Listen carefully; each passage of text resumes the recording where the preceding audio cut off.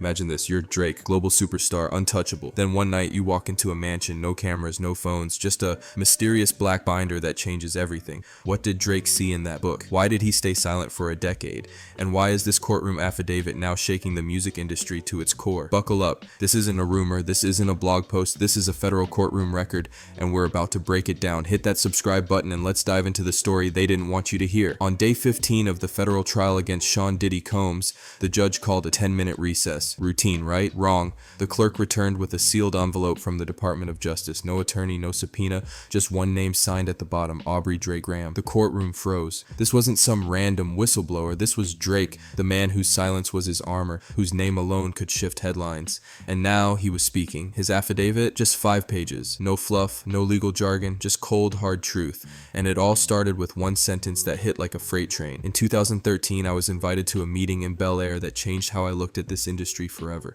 Why would Drake, at the peak of his career, risk everything to submit this affidavit? What did he see that was so explosive he waited 10 years to speak? Stick around because this gets darker. Let's set the scene. 2013, Drake's 27, riding high off Take Care, already a global icon. He gets an invite, not to a studio, not to a label office, but to a mansion in Bel Air. No address, just GPS coordinates texted from a burner phone. The instructions, leave your phone at the door. 2 men at the gate, no logos, no plaques, just one rule. No devices allowed. Inside, no party, no music, just a dimly lit library. A man in a gray suit hands Drake a leather binder.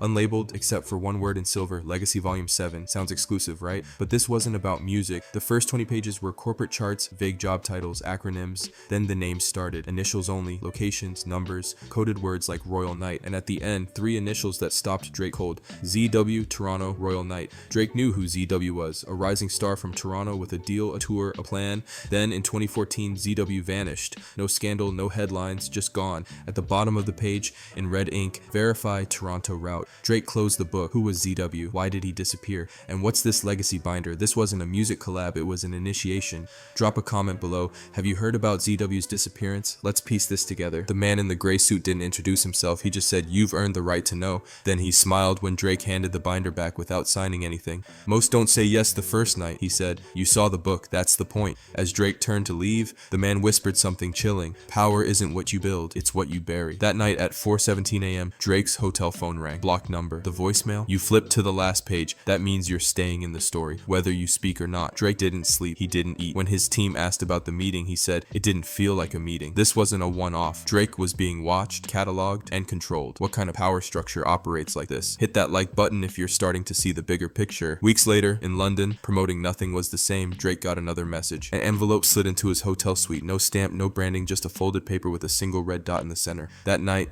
his security spotted a man outside the hotel. Black hat, no phone, just staring at Drake's window. By morning, he was gone. Then the shift started. People stopped answering Drake's calls. A feature he'd locked in, canceled, no explanation. In his private journal, Drake wrote, "It's not blacklisting, it's silencing, a polite kind of exile." He tried to focus on the music, but the signs kept coming. In Boston during his 2013 tour, a black envelope appeared on his car seat. "You're not gone, you're on hold." This wasn't paranoia. Someone was sending a message. Why was Drake being silenced? And who had the power to pull strings like this? Fast forward to 2023. Cassie's lawsuit against Diddy explodes and leaked documents mention Volume 66, verified names and loyalty files. Drake circled the phrase in his journal and wrote, "Same system, different binder." The pieces were falling into place. The Bel Air meeting wasn't a one-time thing. It was part of a machine, a system that didn't court you. It cataloged you. Drake realized he hadn't escaped that night in 2013. By flipping to the last page of the binder, he'd confirmed he was already inside, and the signs kept coming. A swapped set list in Boston, lights cutting out during a performance, a cryptic Diddy comment on Rap Radar about young kings who haven't been through the gauntlet.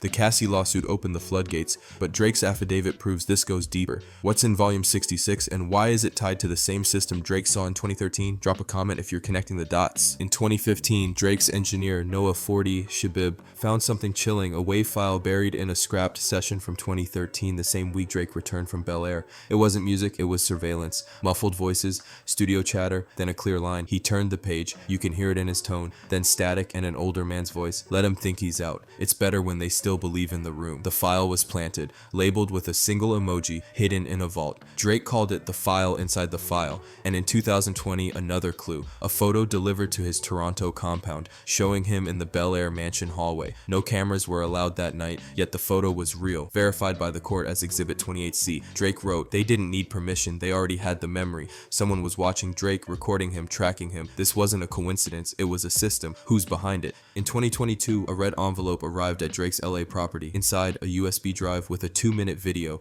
a man pacing in a hallway whispering. He turned the page, he didn't close it. Metadata confirmed it was filmed in 2013, the night of the Bel Air meeting. Drake texted his lawyer, "It's time." His affidavit wasn't about revenge, it was about proof. He wrote, "I saw the machine, I stepped away, and I kept the memory."